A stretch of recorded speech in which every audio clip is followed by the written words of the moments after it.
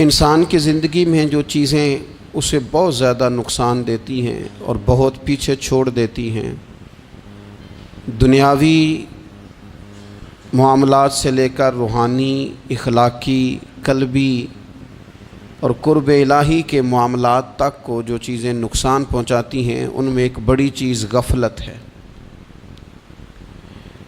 ایک لفظ ہوتا ہے جو ہمیں اکثر سننے کو ملتا ہے کہ آپ کی توجہ نہیں ہے۔ یہ ڈھیر سارے لوگوں کا مطالبہ ہوتا ہے، اہل خانہ بھی مطالبہ کرتے ہیں، کئی موقع پر والدین بھی مطالبہ کرتے ہیں، غرباء بھی مطالبہ کرتے ہیں کہ امیروں کی ہماری طرف توجہ نہیں ہے۔ اور یہ بڑی لازمی سی بات ہے کہ کسی چیز پر جب توجہ رہتی ہے تو وہ چیز بہتر ہو جاتی ہے، اور جب عدم توجہی کا لوگ مظاہرہ کرتے ہیں تو وہ معاملہ خراب ہو جاتا ہے۔ یہ جو عدم توجہ ہے اسی کو غفلت کہتے ہیں، اور جب انسان کے مزاج پر غفلت طاری ہوتی ہے اور غفلت اس پر پوری طرح غلبہ کر لیتی ہے تو پھر اس کی زرخیز زمین کو وہ بنجر کرتی ہے۔ غفلت انسانی دل کے لیے بڑی نقصان دہ چیز ہے اور انتہائی تکلیف اور ضرر کا باعث ہے۔ دلوں پر جو قحط نازل ہوتا ہے، قحط، ویران ہو جاتے ہیں دل، اور جو دلوں پر خشکی نازل ہوتی ہے کہ طبیعتیں خشک ہو جاتی ہیں، یہ غفلت کی وجہ سے ہوتی ہے۔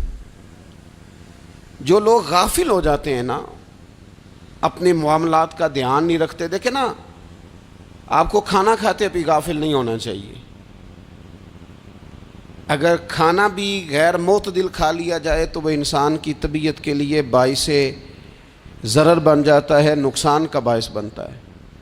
بات کرتے ہوئے بھی غافل نہیں ہونا چاہیے، کئی دفعہ جملے ایسے نکل جاتے ہیں جو انسان کے لیے پھر شرمندگی کا باعث بنتے ہیں۔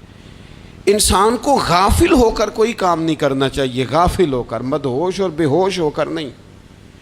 غفلت دل کو ویران کرتی ہے، طبیعت میں خشکی لاتی ہے۔ غافل کبھی نہ بنے۔ قرآن مجید فرقان حمید نے ارشاد فرمایا کہ اقترب للناس حسابہم، فرمایا لوگوں کے حساب کا وقت قریب آ گیا، وہم فی غفلۃ معرضون، اور وہ ابھی بھی غفلت میں منہ پھیرے ہوئے ہیں۔ ٹائم آ گیا حساب دینے کا، لیکن وہ ابھی بھی غافل ہیں۔ ہمارے جو زیادہ تر نقصان زندگی میں ہوئے ہیں وہ صرف ہماری غفلت کی وجہ سے ہوئے۔ ہم نے چیزوں پر توجہ نہیں دی، چیزیں گڑبڑ ہو گئیں۔ جس آدمی نے پھول لگائے ہوں، پھل لگائے ہوں، کھیتی لگائی ہو، وہ دانہ ڈال کے پانی دے کے فارغ نہیں ہو سکتا، اسے توجہ کرنی پڑتی ہے۔ اور کسی نے کہا تھا مالی جیندے ہون تو پھر بوٹے سکدے نہیں، اگر موجود ہونا ان کو سینچنے والا، رکھوالی کرنے والا، تو پھر ان کی جڑیں کبھی خشک نہیں ہوا کرتی۔ ہماری جو غفلتیں ہیں یہ بڑی ضرر کا باعث ہیں، نقصان کا باعث، اور مجبوری معاف ہوتی ہے، غفلت معاف نہیں ہوتی۔ اسکول میں پڑھتے تھے، مدرسے میں پڑھتے تھے،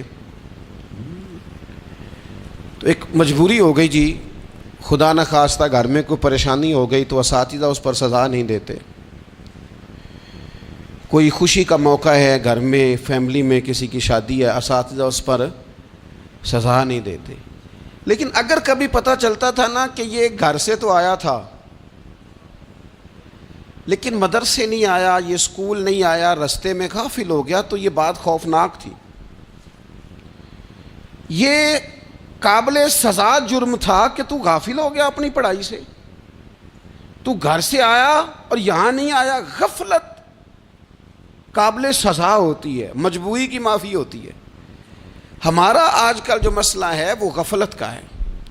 ڈھیر سارے لوگ ہیں، سمجھدار بھی ہیں، سیانے بھی ہیں، معاملہ فہم بھی ہیں، باشعور بھی ہیں، تعلیم کی ڈگریاں بھی رکھتے ہیں، لیکن اگر ان کی زندگیوں کی تکلیفوں کو دیکھا جائے اور بے آباد روح کو دیکھا جائے اور سجدوں سے ان کی دوری کو دیکھا جائے تو ایک ہی بات سمجھ میں آتی ہے کہ پتہ سارا ہے لیکن لے ڈوبی ہے غفلت، توجہ نہیں کی۔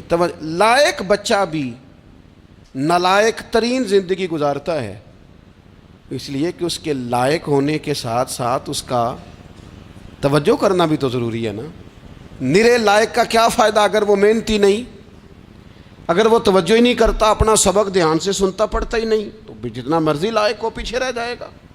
اور کئی نالائق ہوتے ہیں، رٹا لگا کے پاس ہوتے ہیں، پر چلو رٹا تو لگاتے ہیں نا، محنت تو کرتے ہیں نا، جد و جہد تو کرتے ہیں۔ کئی نالائق جد و جہد کے باعث آگے گزر جاتے ہیں، اور کوئی اسی چکر میں رہ جاتے ہیں، میں بڑا لائق ہوں، کل پڑھ لوں گا، پرسوں پڑھ لوں گا، ہفتہ تیاری کر کے پاس ہو جاؤں گا۔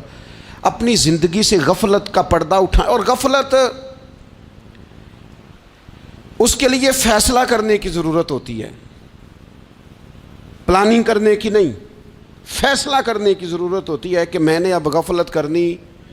ہم نہ جب بھی کوئی پروگرام بناتے ہیں تو منصوبہ بندی شروع کر دیں، منصوبہ بندی نہ کریں، فیصلہ کریں، کہیں کہ میں نے غافل نہیں ہونا۔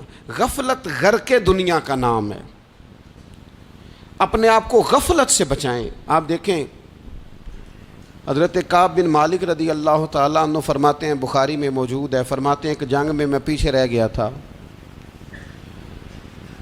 میرا خیال تھا کل چلا جاؤں گا، گھوڑے اور سواریاں میرے پاس تیز ہیں، مضبوط ہیں، پرسوں چلا جاؤں گا، تیزی سے بھاگ کے میں پہنچ جاؤں گا، میں قافلے کے ساتھ شامل ہو جاؤں گا، لیکن بس تھوڑی سستی ہو گئی، ذرا غفلت ہو گئی۔ آپ فرماتے ہیں جب سب لوگ چلے گئے حضور علیہ السلام کے ساتھ جہاد میں اور میں پیچھے رہ گیا، تو پھر جب چند دن گزر گئے اور محبوب کے واپس آنے کا ٹائم ہو گیا، تو اب میں غور کرتا سمجھتا تو مجھے مدینے میں یہاں بزدل لوگ نظر آتے، اور کون نظر آتے؟ جو منافق تھے، وہ منافق بزدل دکھائی دیتے، یا مجھے عورتیں اور بچے دکھائی دیتے۔ میں پریشان ہوا، حضور واپس آ گئے۔ جنہوں نے بہانے کیے تھے نا منافقین نے، یہ مجبوری تھی اس لیے نہیں جہاد پہ گئے، یہ جنہوں نے بہانے کیے تھے انہیں مل گئی معافی، اور میں نے سچ بولا، میں نے کہا یا رسول اللہ میں غافل ہو گیا تھا۔ اب کہتے ہیں میں نے جب کہا نا حضور سستی ہو گئی تھی، ذرا غفلت ہو گئی، تو بندہ محبوب سے ہی غافل ہو جائے، بندہ وہیں سے غافل ہو جائے۔ جو دم غافل سو دم کافر، سانو مرشد اے ہو پڑھایا۔ جب کہا نا حضور وہ غلطی ہو گئی، کوئی مجبوری نہیں تھی، تو فرماتے ہیں باقیوں کو معافی مل گئی، میرے ساتھ حضور ناراض ہو گئے۔ ایک دن نہیں، 2 دن نہیں، 50 دن حضور ناراض رہے۔ مدینے کی گلیوں نے مجھے پہچاننا چھوڑ دیا، در و دیوار سے مجھے یوں لگتا تھا کہ میں پردیسی ہوں۔ فرماتے ہیں میں مسجد میں آتا تھا، میں جب محبوب کو دیکھتا تو حضور رخ انور پھیر لیتے، اور مجھے پتا تھا جب میرا چہرہ ادھر ادھر ہوتا تو پھر کریم رحمت کی نظر فرماتے۔ فرماتے ہیں 50 دن مسلسل، پھر مجھے حکم ہوا کہ بیوی بھی بھیج دو، میکے بچے بھی بھیج دو، ننھال یعنی تنہا رہ جاؤ۔ فرماتے ہیں وہ میں نے قید تنہائی کاٹی، لیکن شکر اللہ کا یہ ہے کہ میں سچا تھا، بس ذرا بھول گیا تھا، بس ذرا غفلت ہو گئی تھی۔ تو فرماتے ہیں پھر اللہ تبارک و تعالیٰ نے میرے اوپر فضل یہ فرمایا کہ میری توبہ کا اعلان رب نے قرآن مجید میں فرمایا۔ تو غافل نہ بنے کبھی بھی، ہمارا نا مسئلہ یہ ہے، اور آپ نے ناراض نہیں ہونا۔